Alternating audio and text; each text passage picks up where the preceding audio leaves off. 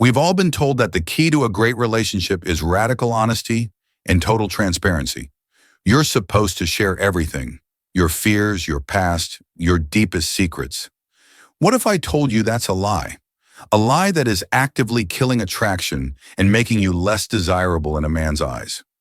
There is an immense magnetic power in what you don't say, a power that high-value women have understood for centuries. Today, we're not talking about manipulation. We're talking about strategy. We're talking about self-preservation and the art of feminine mystique. I'm going to share with you the 6 things you, as a woman, must keep private. The things you should never tell a man, especially early on, if you want to command his respect, keep him intrigued, and build a foundation of genuine, lasting attraction. The last one will surprise you, so make sure you stay until the end. Before we dive in, let's get one thing straight. This isn't about being deceptive. It's about understanding the psychology of attraction. A man is biologically wired to be a problem solver, a discoverer. When he meets a woman who lays out her entire life story, all her traumas, insecurities, and dramas on the first few dates, his brain subconsciously categorizes her as figured out. There's no more mystery to uncover. The chase is over before it even began. Think of yourself as a captivating novel. You don't hand him the last page on day one. You give him chapter by chapter.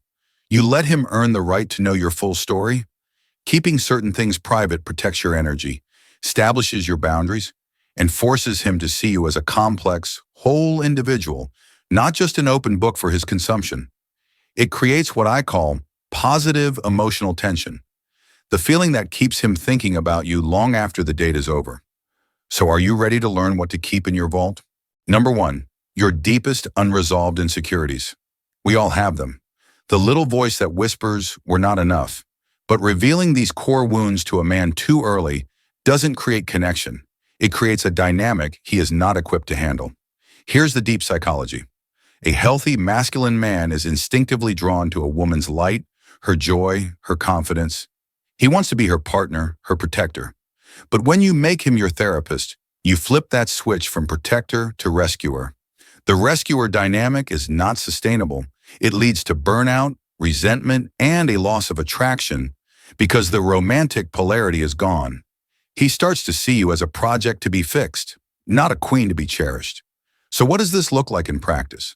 The wrong way, he says, "You look absolutely beautiful tonight," and you reply, "Oh, thank you. I was feeling so bloated and I almost didn't come. I feel like this dress makes me look fat." You think you're being vulnerable, but you've just rejected his compliment and burdened him with your self-doubt. He now feels awkward and doesn't know how to respond. The right way, he says, "You look absolutely beautiful tonight." You pause, look him warmly in the eyes, smile, and say, "Thank you. I feel really good tonight, too." That's it. You accept the compliment with grace. You own your radiance. That is infinitely more attractive. Your insecurities are valid, but they are your sacred work to do, with a journal, a therapist, or a trusted long-term friend. Don't hand a man the blueprint to your deepest wounds and then expect him to build a palace with it. Number 2, the intimate details of your past. This is a minefield. I'm talking about how amazing your ex was in bed, how your other ex was a narcissist who broke you, or a detailed list of every person you've dated. When you do this, you invite what I call the emotional ghost into your new relationship. Suddenly, he isn't just on a date with you. He's on a date with you, the ghost of your perfect ex he now has to compete with, and the ghost of your toxic ex whose damage he's now afraid he'll be blamed for. It suffocates the potential of the new connection. He can't see you clearly because the shadows of your past are in the way. It also makes him question your judgment and your ability to move on. Let's script this out. The wrong way, he asks, "So, what was your last relationship like?" You say, "Oh my God, it was a nightmare. He was a classic narcissist. He lied about everything, and the breakup was so messy." For the next 15 minutes, you've made the date all about your ex. The right way, he asks the same question. You give him the classy reframe. You smile reflectively and say, "It was a significant relationship that taught me a lot about what I truly want and deserve. I'm actually really grateful for the lessons." Then you pivot. But enough about the past. I'm much more interested in the present. Tell me about. See the difference? One is a trauma dump. The other is a powerful statement of growth. It shows wisdom, not baggage. Number 3, the gory details of your family drama. Let me be clear. Sharing that you're close with your family is great. Sharing the entire script of their 30-year-long soap opera is not. Why?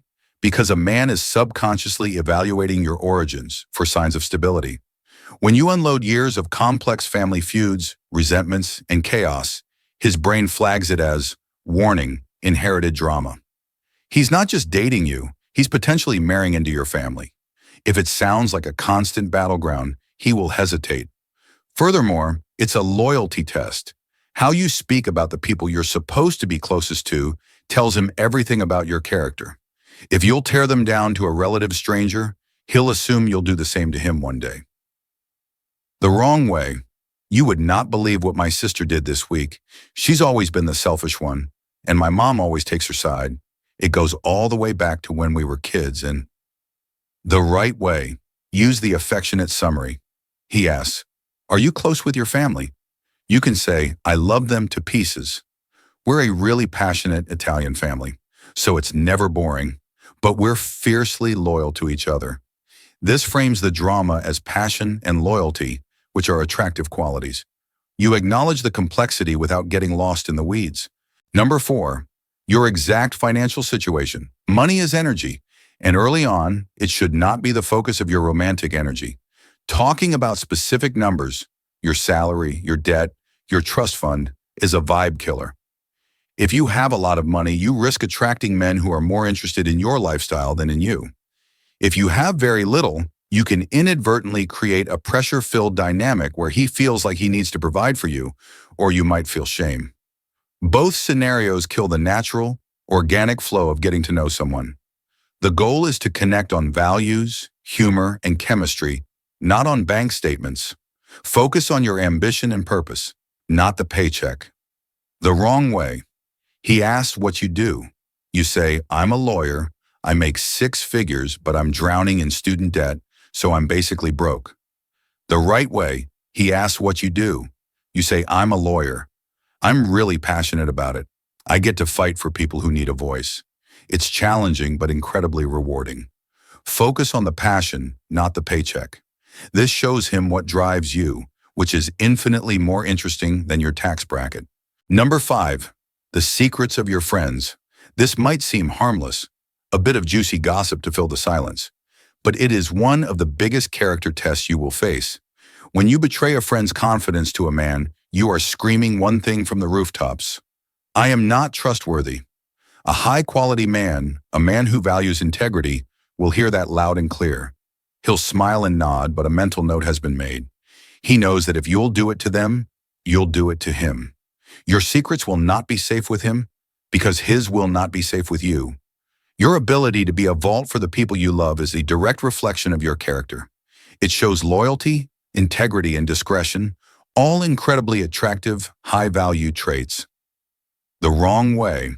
My best friend is having problems with her husband. She thinks he might be cheating, but don't tell anyone I told you. The right way. Use the public praise method. He asks what your friends are like. You say, oh, they're amazing. My friend Sarah is the most loyal person I know and gives the best advice, and my friend Emily is hilarious and has this incredible creative energy. You are celebrating your friends without revealing a single secret. This shows him you're surrounded by great people and that you're a great friend in return. And finally, number 6, your detailed relationship master plan. The one where you've picked out the engagement ring style, the season for the wedding, and the names of your 2.5 children. Look, it is essential to know your goals, but presenting them as a rigid, non-negotiable timeline on the first few dates creates overwhelming pressure. It makes a man feel like a pawn being slotted into your pre-existing life plan rather than a partner you're building a new life with. Romance needs space to breathe, to grow organically. The difference is pressure versus inspiration. A blueprint is pressure, a shared vision is inspiration. The wrong way. He asks what you're looking for. You say, I'm looking for a husband. I want to be engaged within a year, married the year after that, and start trying for kids right away. The right way, he asks the same question. You share the vision, not the blueprint. You smile and say, ultimately, I'd love to build a beautiful life with an amazing partner. One filled with a lot of laughter, travel, and teamwork. I'm enjoying the process of dating to find that person. This communicates your serious intent without handing him a stopwatch. It's confident, it's inviting, and it allows him to see himself as part of that vision, not just an item on your to-do list. Now I can hear some of you saying, so I have to hide parts of myself forever? Absolutely not. The key here is not if, but when. These are things you share when a man has earned your trust, when he has shown you with his consistent actions over time that he is a safe harbor for your vulnerability. When he's your committed partner, your teammate. Vulnerability is a gift, and you only give gifts to those who have proven they deserve them. So there you have it. The 6 things to keep private to cultivate mystery, command respect, and create a powerful, lasting attraction. Your story is a precious thing. Don't give it away to just anyone. Let him earn it. True feminine power lies not in what you reveal, but in the wisdom of what you hold back. It's in the quiet confidence that says, I am a whole person with a rich inner world, and it is a privilege to get to know me. If this video gave you an aha moment, do me a favor and hit that like button right now. It's a huge help and tells the algorithm that this is valuable information.